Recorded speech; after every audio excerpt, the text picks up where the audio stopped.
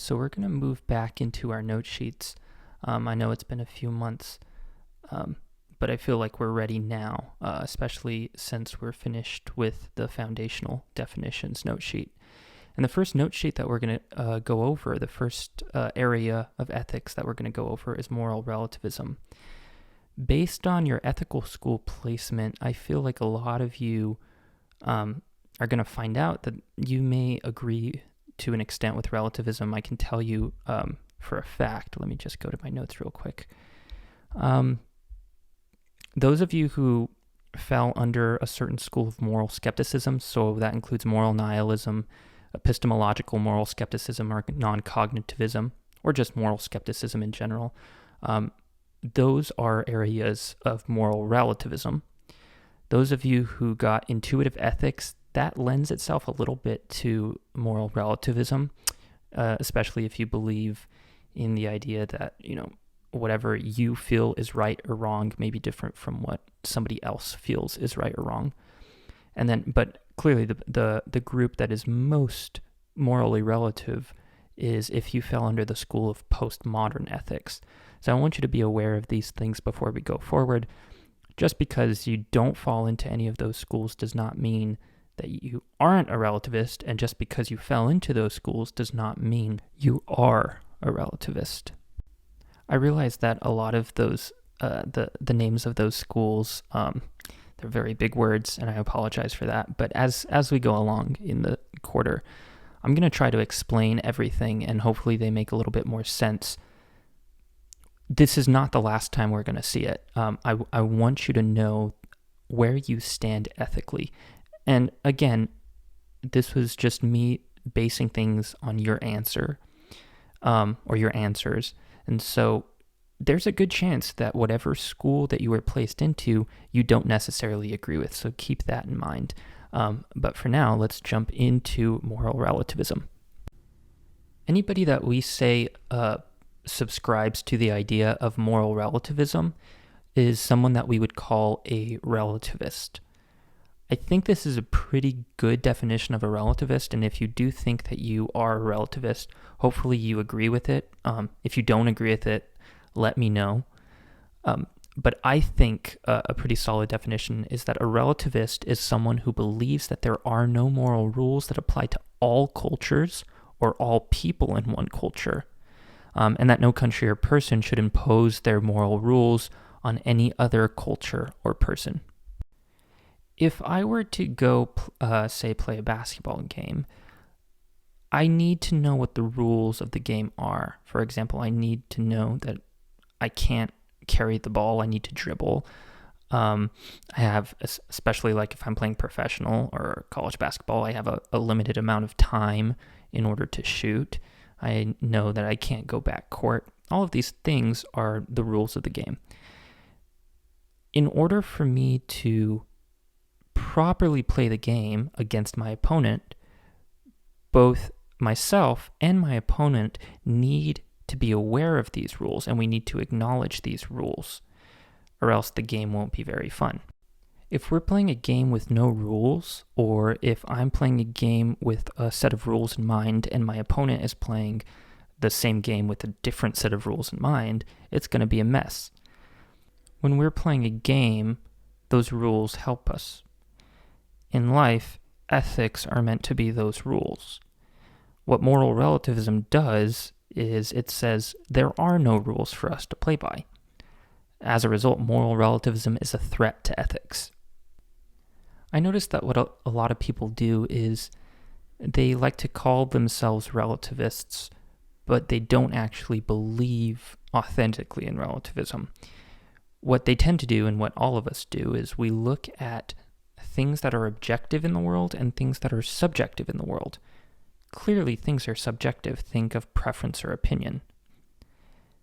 But ethics is striving to find truth, which is only objective. If you go back to our notes, what is truth? Truth is that which is perfectly objective. When we're talking about what is right or what is wrong, it would be terrible if we treat those things as preferences or opinions. Think of what's going on in the world right now. Think of what's going on at grocery stores or what has been going on at grocery stores where people are stockpiling toilet paper and nobody else, especially the elderly, can get the necessary things that they need to for survival. Clearly, that's wrong. You don't want to say, well, that's just your opinion that it's wrong, or it's just your preference that it's wrong.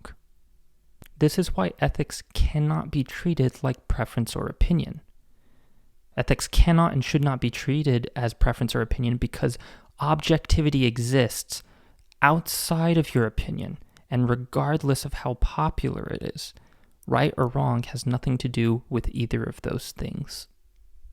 So the fact that this is an ethics course means that this class isn't going to be possible if we subscribe to relativism. It's not possible to study ethics if pure relativism exists, which is why it's the first thing that we're covering in this class to address the issues of it. Because if you subscribe to relativism, everything that follows after this is going to be totally pointless and unnecessary. When we're looking at human history, relativism is a very new thing. It stems from the Enlightenment, and the Enlightenment really begins with a guy by the name of René Descartes. René Descartes, a Catholic, he was French, he was a philosopher, but what he taught, which was very new at the time, sort of destroyed any idea of we can definitely know this or we can definitely know that. He kind of makes everything confusing, and he says, all right, well, how can we even know, period? He has this famous phrase, I think, therefore I am. It takes him a long time to get to that point if you ever read his discourse on philosophy.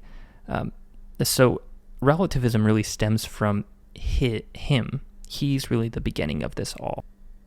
And now, in the modern age, relativism, I would say, is the predominant belief amongst most people, especially in the Western world, especially in developed nations. Again, because we've subscribed and we've given so much thought to the Enlightenment and Enlightenment thinkers. Think of the United States and think of Western Europe.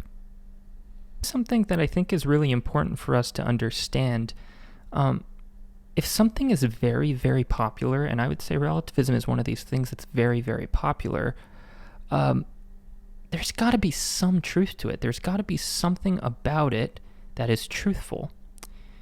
It would be unfair of me to just say, well, I disagree with relativism, therefore I'm going to completely ignore it, or I'm going to say, no way should we even consider it. It's such a bad thing. A lot of people seem to agree with it. A lot of people seem to like it. So what is it about relativism that is so popular and appealing? And definitely go back to the Enlightenment to see where all of this starts. So since the Enlightenment, and this is especially true today, people have started to accept science as the only area in life that deals in absolutes. So anything outside of science, many people think, well, it's not absolute. Yeah, maybe there's some merit or worth to it, but it's not an absolute truth. Science is the only thing that is absolutely true or deals in absolutes. This is what we call scientism, and there's something really wrong with that because clearly that's not the case. Think of the life choices that you make. Think of the person that you decide to marry or date. There's no algorithms to determine that. If we look at history itself, science is kind of a new thing. I know this sounds weird, but science doesn't really start. Science as we know it doesn't really start until the Enlightenment. And other things have told us that we do not just look at science for absolute truth. There's a lot of things that tell us how to experience life. Science is one of those things. Science is a predominant item in that list of things that we use, but it cannot be the only thing. This is really an Enlightenment era philosophy. Also, when we think of intention, action, consequence, it's not really fair to just look at those three things as the parts of the moral act. It is clear that the circumstances of whatever you're in, whatever decision you're about to make, that's going to affect how you react to a situation. you can't just look at intention, action, and consequence. What is causing your intention? What's causing you to act?